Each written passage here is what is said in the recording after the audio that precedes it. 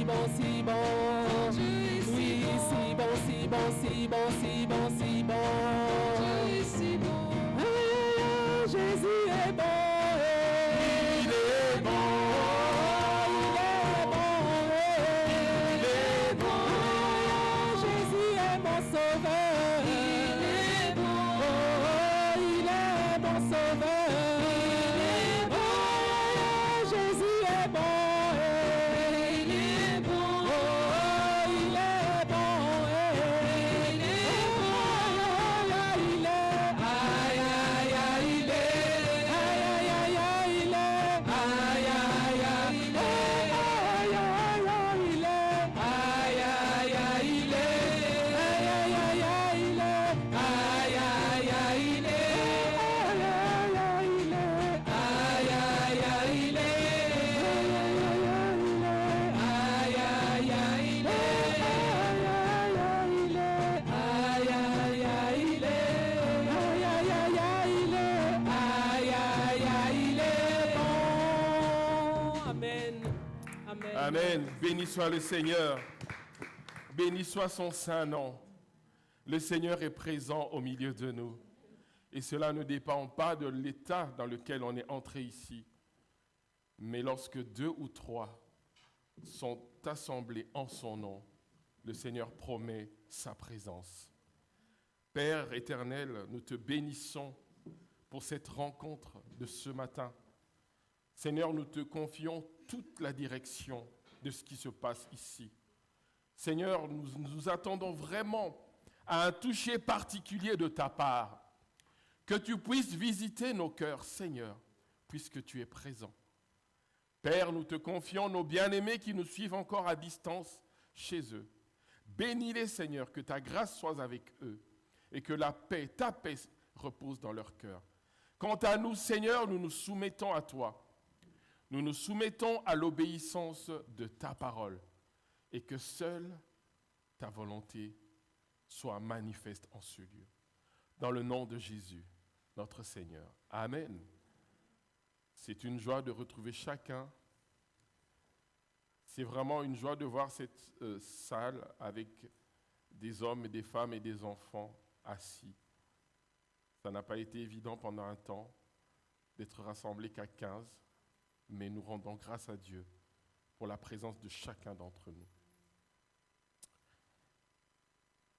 Merci, préparons nos cœurs, d'un cœur reconnaissant. Merci, ô Seigneur, 3 fois saint. Merci, tu nous as donné Jésus-Christ,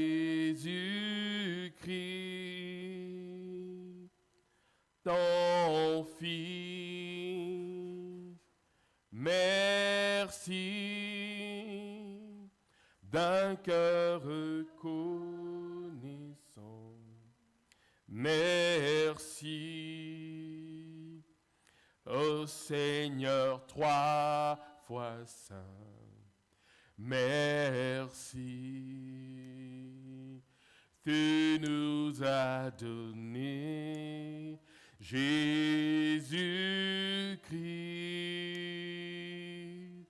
ton Fils.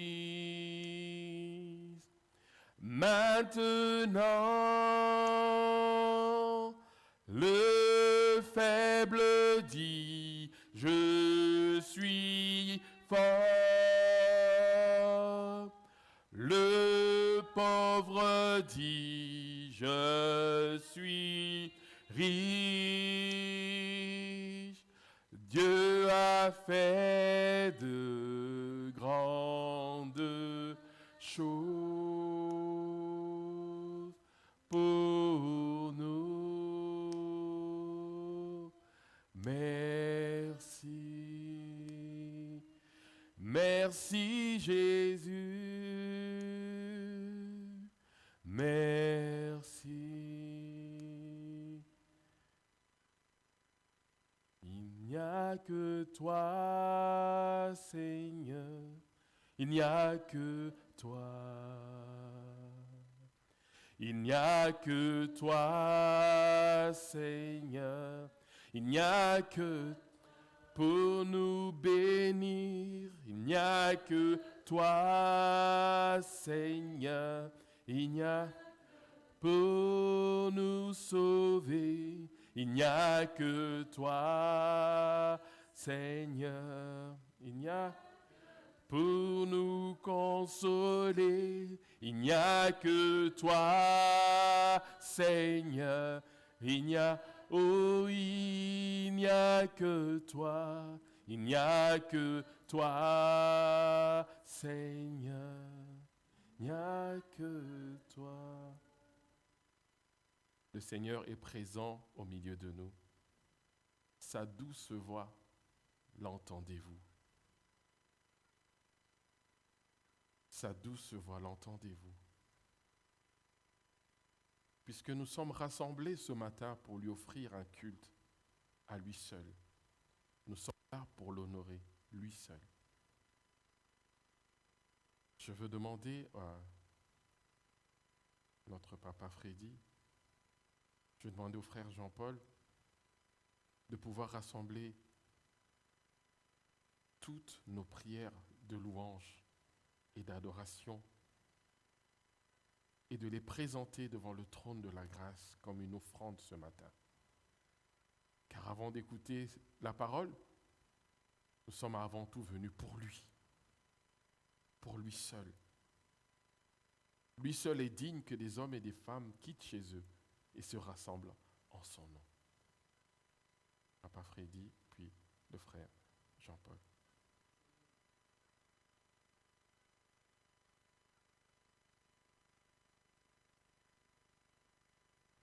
Oui, Seigneur.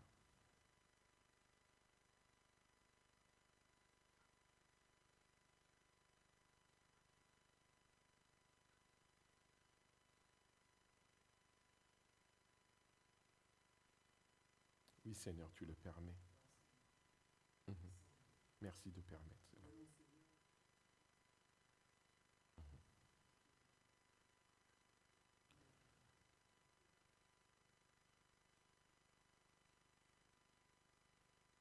Mhm. Oui. Nous voulons te bénir, Seigneur. T'élever, te glorifier, oui, Seigneur. Oui, Seigneur. Amen. Amen. Alléluia. Merci, Seigneur. Alléluia. Oui. Mhm. Manifeste-toi, Seigneur. Alléluia. Mhm. Amen. Merci, Seigneur Jésus.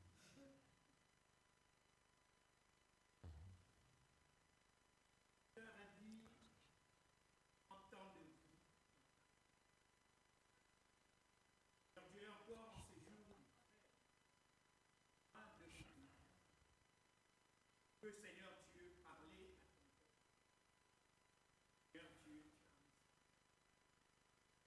et nous vivons un temps trouble. Et c'est un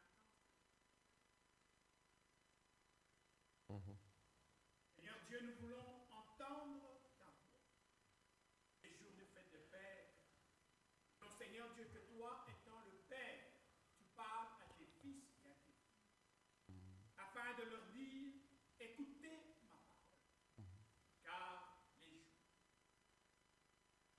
les jours de ta gloire, c'est pourquoi Seigneur Dieu, en cette matinée, nous voulons simplement dire, Père, parle à nos cœurs. Oui, Seigneur. Aide-nous, Seigneur Dieu, à entendre ta voix, à être prêt. Car Seigneur Dieu, ta voix me dit, prépare-toi à la rencontre de Dieu. Donc, véritablement, Seigneur Dieu, toi qui as les paroles de la vie, tu puisses véritablement, Seigneur Dieu, communiquer la vie, Seigneur Dieu, dans chaque personne étant dans ces lieux et les personnes qui nous suivent. Amen. Amen. Car Seigneur Dieu, c'est ta parole qui sauve. Amen. Tu as dit, je suis le chemin, je suis la vie, Amen. je suis la parole. Amen. Au Au commencement, tout commence par la parole. Amen. C'est pourquoi merci de oindre ton serviteur, Seigneur Dieu de feu, afin, Seigneur Dieu, de communiquer ce que toi tu as prévu. Merci Père, j'ai prié. Au nom de Christ Jésus. Amen. Ça y est. Ça y est, on peut se retrouver à plus de 15. Et nous bénissons l'Éternel pour cela, pour le fait qu'il ait permis cela. Donc ce matin, je disais qu'après de longs mois, nous sommes assemblés à plusieurs et le Seigneur est présent au milieu de nous. Et d'entrée de jeu, je vous avais dit que cela ne dépend pas de nous, mais cela dépend de ce qu'il a dit, lui. En Matthieu 18 au verset 20. Car là où 2 ou 3 sont assemblés en mon nom, je suis au milieu d'eux. Je suis au milieu d'eux. N'est-ce pas que Jésus-Christ est notre berger? Amen. Jésus-Christ est notre berger. Il est notre berger. Il est le bon berger. Et comme tous les bergers, il sait faire au-delà de ce qu'un berger est censé faire. C'est-à-dire prendre soin de ses brebis. Il prend soin de nous. Il prend soin de nous lui-même. Il prend soin de nous lui-même.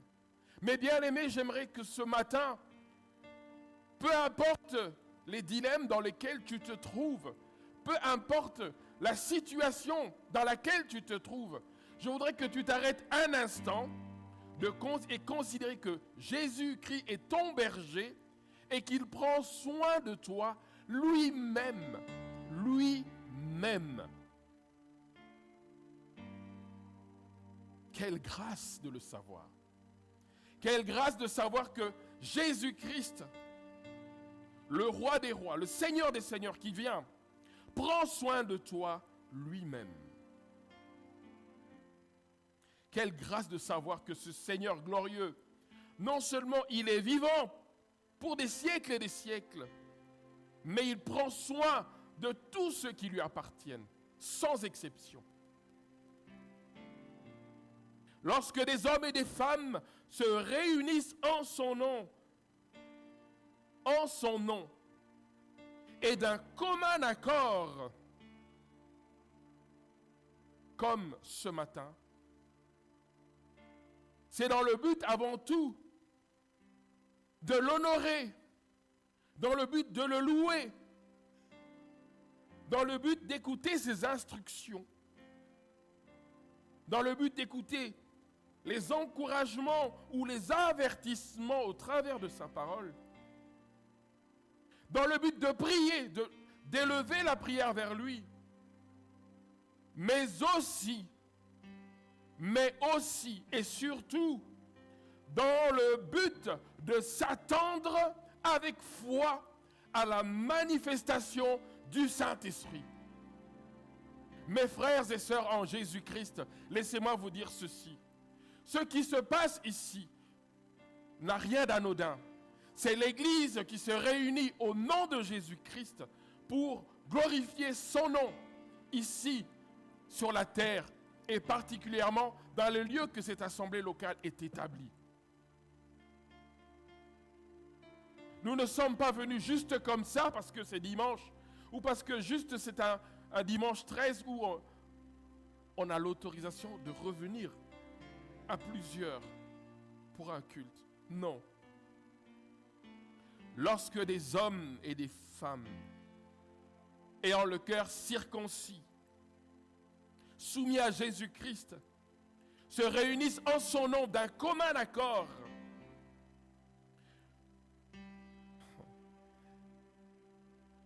il se passe quelque chose. Amen. Cela ne peut pas être comme si de rien. Non, il se passe quelque chose, que ce soit dans le ciel ou sur la terre.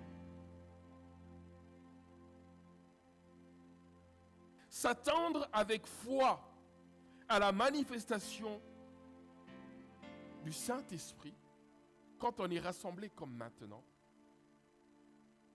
voudrait dire que la présence de Dieu, puisque le Seigneur est présent, n'est-ce pas? Lorsque 2 ou 3 sont rassemblés en son nom, il est présent au milieu d'eux. N'est-ce pas que c'est la parole de Dieu? Est-ce que vous trouvez que cela devrait passer inaperçu? Non. Dieu est là. Alléluia. Dieu est là. Moïse, ôte tes souliers, car la terre sur laquelle tu te tiens est sainte, elle est sanctifiée. Le Seigneur est présent au milieu de nous. Ça veut dire que dans ce rassemblement et dans tous les autres rassemblements, dans ce pays ou sur la terre, ces rassemblements ne devraient pas passer inaperçus, que cela soit dans le domaine spirituel ou sur la terre.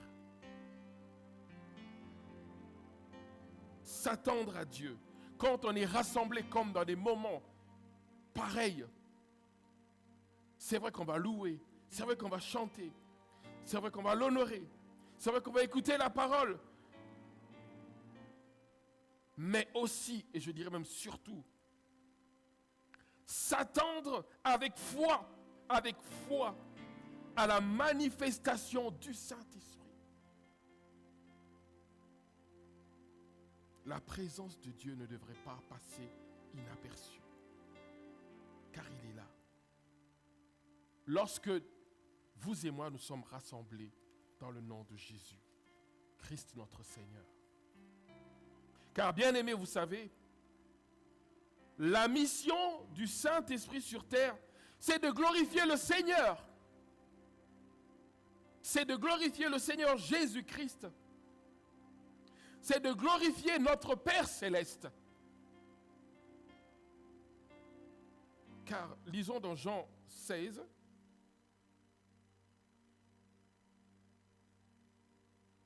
c'est de glorifier notre Seigneur glorieux. Au verset 13. Voilà ce que le Seigneur dit en ce qui concerne le Saint-Esprit. En tout cas, mes frères, les rassemblements des enfants de Dieu ne devraient pas passer inaperçus. Encore un peu de temps et vous ne me verrez plus, dit le Seigneur. Au verset 13. Quand le Consolateur sera venu,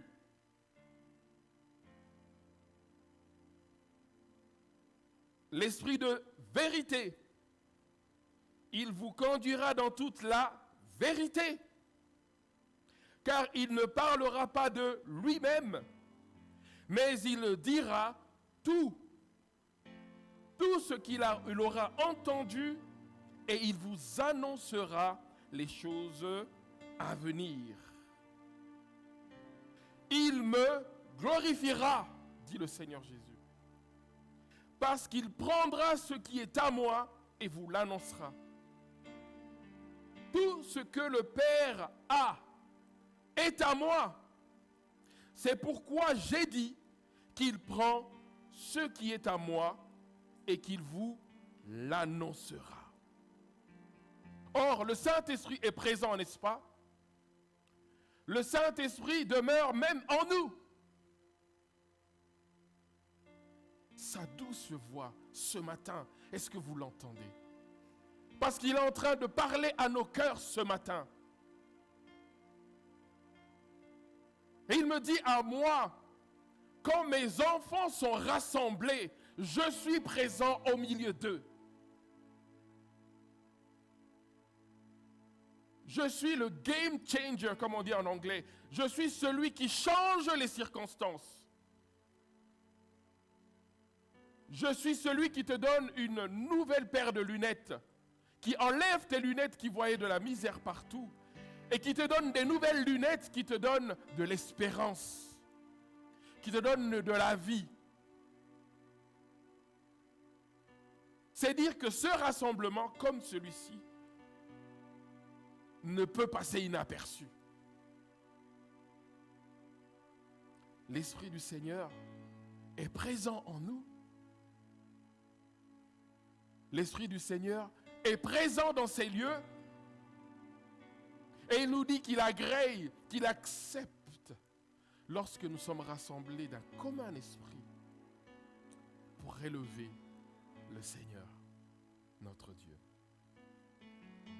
Dieu ne change pas. Dieu ne change pas. Il est constant dans ses voies. Le Seigneur Jésus-Christ, il est toujours ce même Seigneur merveilleux, avec les bras grands ouverts et qui accepte et qui accueille qui vient à lui. Jésus n'a pas changé. Il est toujours ce Seigneur puissant et glorieux. Le Saint-Esprit de même ne change pas. Il est toujours le même.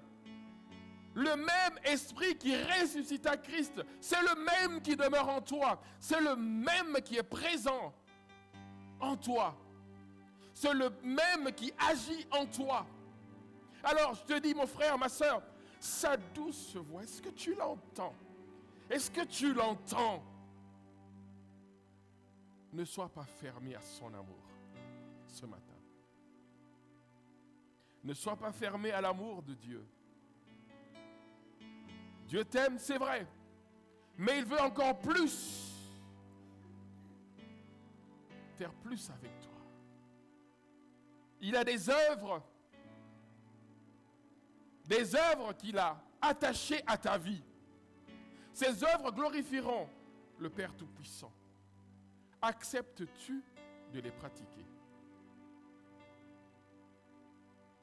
Acceptes-tu que le Saint-Esprit te montre comment on fait ce matin? Puisqu'il est présent. Nous pouvons donc, mes frères, mes sœurs, si nous sommes rassemblés d'un commun accord pour adorer Dieu, nous pouvons donc nous attendre à la manifestation glorieuse, puissante du Seigneur. Nous pouvons aspirer à cela lorsque nous nous réunissons en son nom. Je dis bien, en son nom. Son nom, ça vous dit quelque chose? Ce nom qui est au-dessus de tout nom. Le nom devant lequel tout genou fléchit les genoux et proclame qu'il est Seigneur. C'est en son nom, en ce nom-là, que nous sommes rassemblés, mes frères.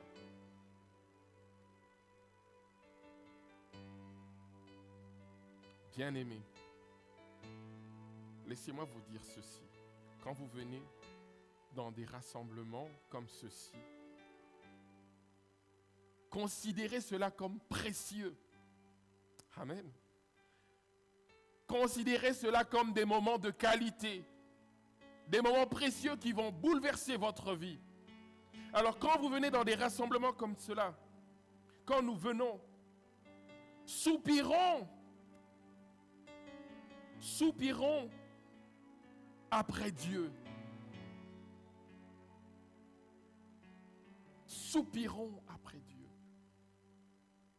Comme le psalmiste le dit au psaume 42, au verset 3.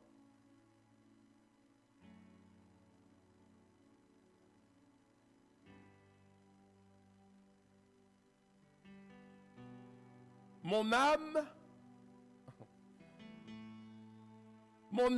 a soif de Dieu, du Dieu vivant.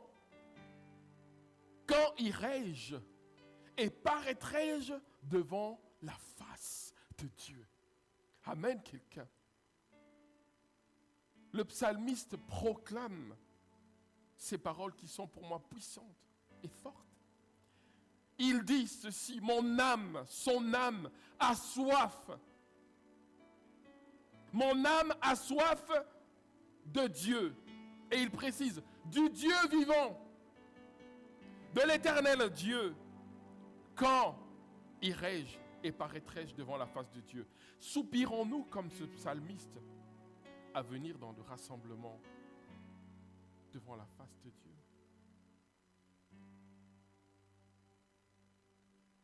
Soupirons-nous après Dieu comme le dit le psalmiste?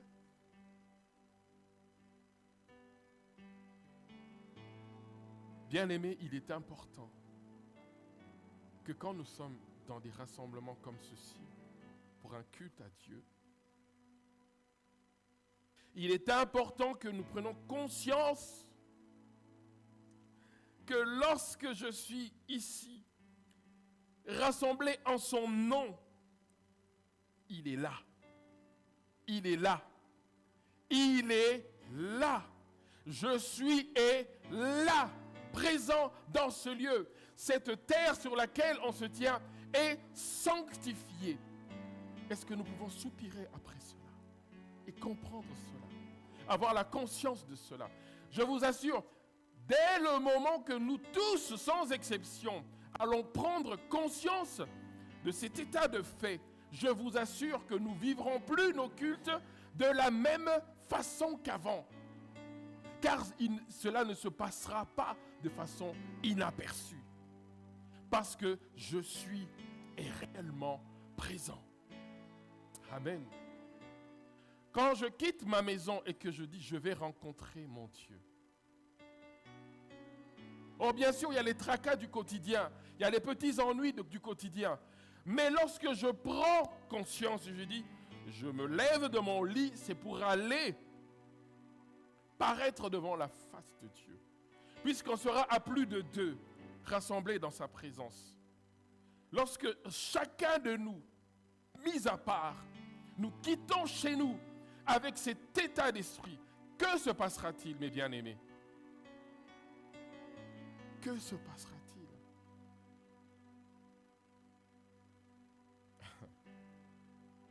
Nous vivrons comme Moïse. Moïse, ôte tes souliers, car la terre sur laquelle tu te tiens, elle est sainte, elle est sanctifiée, elle est mise à part. Parce que je suis est là. Ce Dieu qui n'a ni commencement ni fin est présent dans ces lieux.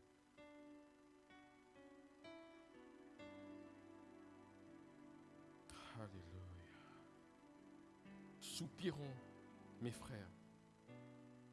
Soupirons lorsque nous sommes rassemblés à ce que la gloire de Dieu, notre Père, soit manifeste.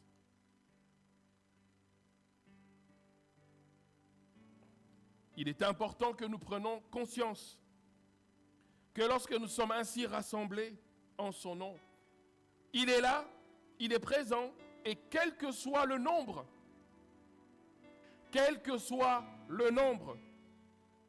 à partir de 2, c'est déjà suffisant. Lorsque 2 ou 3 sont rassemblés en mon nom, il dit, je suis là. Donc, lorsqu'il n'y aurait que moi et la sœur Pascaline, il est là. Et il est là et il peut accomplir tout ce qu'il a promis de faire avec 2. Avec 2. Pourquoi? Parce que ces 2-là qui se seront rassemblés, se seraient levés et se seraient accordés dans la présence de Dieu. Et Dieu se manifeste. Alors, mes frères, mes sœurs, lorsque vous êtes chez vous, avec votre époux, votre épouse, ou bien avec votre fils ou votre fille, vous n'êtes que 2. Ne sous-estimez pas la promesse de Dieu. Il est là. Il est là.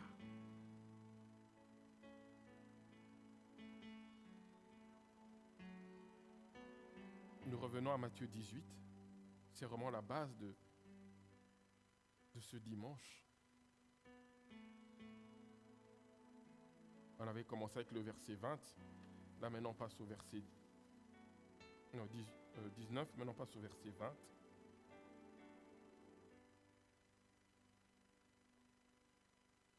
Car là où 2 ou 3 sont assemblés en mon nom, je suis au milieu d'eux. Au verset 19. Je vous dis encore que si 2 d'entre vous s'accordent sur la terre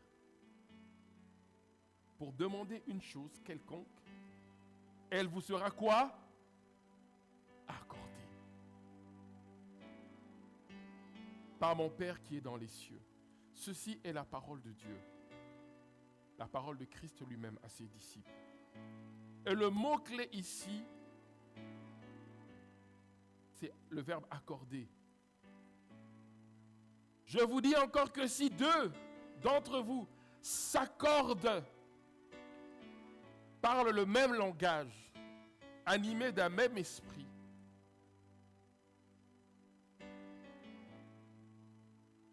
pour demander une chose, c'est bien spécifié, pour demander une chose quelconque. Bien sûr, ce qu'on va demander ne va pas à l'encontre de la parole de Dieu. Amen. Amen. Ce que nous demandons ne va pas à l'encontre de la parole de Dieu, même si on dit le quelconque. Le quelconque que nous demandons, cela vient d'un cœur qui est mis à part pour Dieu. Elle vous sera accordée par mon Père qui est dans les cieux. Je bénis Dieu pour cette parole. C'est une clé qu'il nous donne. C'est un témoignage de son amour envers nous. C'est un témoignage qu'il est le bon berger et qu'il prend soin de nous. Il prend soin de nous. Il prend soin de nous. Comme tous les bergers savent le faire. Lui, il prend soin de nous. Le nombre n'est pas déterminant pour la manifestation de la puissance de Dieu. Vous n'avez pas capté peut-être? Je vous dis ceci ce dimanche. Le nombre n'est pas déterminant pour la manifestation de la puissance de Dieu. Ça veut dire que là où vous êtes rassemblés, vous êtes 2 personnes, Dieu manifeste sa puissance. Là où vous êtes à 10 000, Dieu manifeste sa puissance. Mais là où vous êtes à 2, Dieu manifeste également sa puissance. Donc le nombre n'est pas déterminant pour la manifestation de la puissance de Dieu. Alors je voudrais vous lire cette histoire de Jonathan dans 1 Samuel 14. Jonathan, le fils du roi Saül, dans 1 Samuel 14 au verset 6. Alors, Jonathan s'apprête à attaquer un poste avancé des Philistins. Mais il est en infériorité face au poste qui est devant lui. Alors il dit au jeune homme qui portait ses armes, en 1 Samuel verset 14, 1 Samuel 14 verset 6. Alors il s'adresse au jeune homme qui portait ses armes, il dit: viens et poussons jusqu'au poste de ces incirconcis. Peut-être l'Éternel agira-t-il pour nous, car rien n'empêche l'Éternel de sauver au moyen d'un petit nombre comme d'un grand nombre. Amen. Rien n'empêche l'Éternel, peu importe le nombre, même avec un nombre réduit, l'Éternel accomplit des prouesses. Alors là où tu es, ne te sous-estime pas.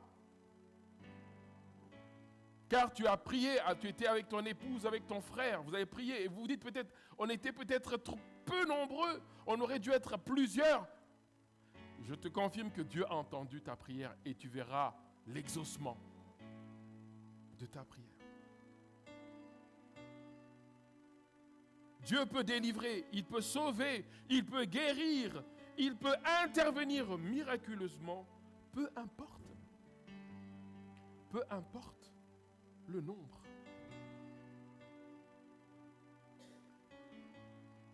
Il suffit d'être rassemblé à 2 et être en parfait accord pour que le Seigneur exauce nos prières. Dieu n'est pas un homme pour mentir, ni un fils d'homme pour se repentir. Notre Dieu est fidèle. Notre Dieu tient parole. S'il a dit lorsque 2 ou 3 sont rassemblés en son nom et qu'il serait présent, c'est qu'il est réellement présent. Et il exauce. Quand nous sommes assemblés, le Seigneur est là. Il ne suffit pas de le crier ou de l'affirmer. Mais nous devons aussi nous attendre à la manifestation de sa gloire quand nous sommes rassemblés en son nom. N'est-ce pas que si tu crois, tu verras la gloire de Dieu? Ce sont les paroles que le Seigneur a adressées à Marthe, n'est-ce pas? La sœur de Lazare. Si tu crois, tu verras la gloire de Dieu. Ce qui veut dire, en d'autres termes, que si tu crois, si tu as la foi, cela doit être suivi des faits. Amen. Si tu crois, si tu as la foi, c'est suivi des faits. Je te dis que si tu crois, tu verras la gloire de Dieu. Ça veut dire que si tu crois, cela sera suivi des faits. Il y a quelque chose qui va se passer. La foi est dynamique. Lazare était mort depuis longtemps. Lazare avait pourri. Il était en décomposition. Si tu crois, tu verras la gloire de Dieu. Cette parole, elle est peut-être pour quelques-uns ici ou derrière leurs écrans. Elle est de la part du Seigneur. Si tu crois, tu verras la gloire de Dieu. Nous ne voulons pas voir pour croire, n'est-ce pas? Nous ne voulons pas voir pour le croire, mais nous croyons pour voir. Nous croyons ce matin pour voir. Nous allons rapidement lire dans 1 Corinthiens, avant de commencer à terminer.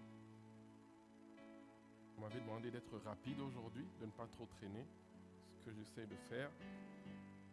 1 Corinthiens au chapitre 2, verset 3.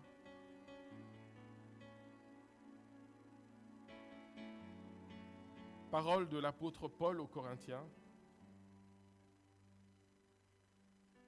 Moi-même, dit l'apôtre, j'étais auprès de vous dans un état de faiblesse, de crainte et de grand tremblement. Et ma parole et ma prédication ne reposaient pas sur les discours persuasifs de la sagesse, mais sur une démonstration d'esprit et de puissance. Verset 5. Afin que votre foi fût fondée non sur la sagesse des hommes, mais sur la puissance de Dieu. Sur la puissance de Dieu. Mais bien aimé, est-ce un tort que d'espérer à ce que nous puissions voir la puissance de Dieu? Est-ce un tort que des enfants de Dieu rassemblés puissent expérimenter la puissance de son esprit en action? Le rôle de l'Esprit du Seigneur, c'est de le glorifier. Comment le glorifierait-il si il n'agit pas dans nos vies? S'il n'agit pas quand nous sommes rassemblés dans des moments pareils? Mes frères, mes sœurs, quand nous venons, aspirons à cela. C'est un droit, c'est un privilège que Dieu nous accorde à vivre sa gloire dans ces lieux. Ce n'est pas la nôtre, mais c'est la sienne. Il veut que son Église puisse expérimenter cela. Pas le but de se glorifier que voilà, nous faisons des choses de toute façon. Ce n'est pas par notre vertu que cela arrive. C'est par la vertu de Dieu lui-même et sa propre volonté. N'est-ce pas que Jésus, notre Seigneur de son vivant, quand il arrivait dans les villages, dans les places, n'est-ce pas que les gens venaient vers lui? Avez-vous lu quelque part où il y avait déjà une équipe d'avance qui allait pour annoncer qu'il va venir? Non. Mais quand il arrivait quelque part, les gens savaient que le Seigneur est présent. Le Seigneur est présent. Et puisque le Seigneur est présent, sa gloire est présente. Et puisque sa gloire est présente, il va être glorifié. Alors, les gens venaient, les malades, les aveugles, les stériles, les possédés venaient. Et qu'est-ce qui se passait? La gloire de Dieu était manifeste. Parce que Dieu était présent. Or, ici, peut-être que nous ne le voyons plus en chair, mais il est présent. Parce qu'il l'a promis, mes frères. Il l'a promis. Prenons conscience de cela. Il a promis lorsque 2 ou 3 sont assemblés en son nom, il est là. Il est là. Prenons cette résolution que désormais, lorsque je serai à l'église, je viendrai dans mon cœur avec cette résolution. Seigneur, que ta gloire soit manifestée dans l'église et dans la vie, afin que ton nom soit connu et glorifié. Le nombre, peu importe. Importe peu. Qu'il y ait 2 ou qu'il y ait 10 000, Dieu est là.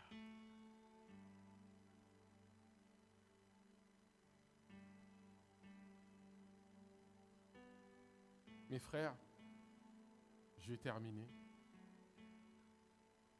Approchons-nous de Dieu et il s'approchera de nous. Il n'y a pas de secret autre que celui-ci. Si tu veux vivre une vie où Dieu est glorifié chaque fois dans ta vie, toi, fais le premier pas. Prends cette décision. Approche-toi de Dieu. Comme Jacques le dit en Jacques chapitre 4,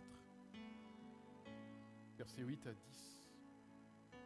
Approchez-vous de Dieu et il s'approchera de vous.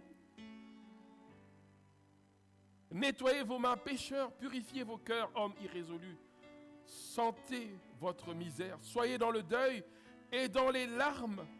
Que votre rire se change en deuil et votre joie en tristesse. Humiliez-vous devant le Seigneur et il vous élèvera.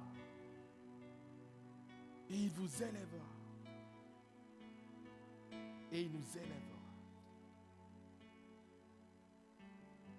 La manifestation de la présence de Dieu est indispensable. Elle est importante. Afin que ceux qui s'assemblent en son nom soient réellement édifiés, soient réellement transformés.